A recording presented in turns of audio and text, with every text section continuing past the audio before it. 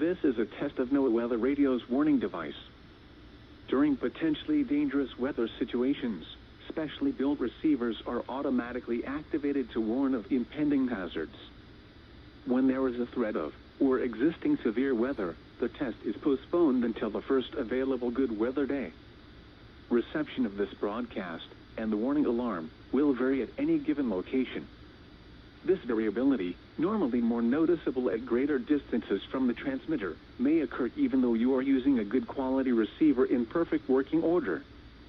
The warning alarm will be activated for warnings in selected watches affecting locations in portions of West Kentucky, Southeast Missouri, Southern Illinois, Southwest Indiana, and Northwest Tennessee.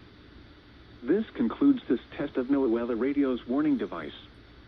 We now return to our regular programming.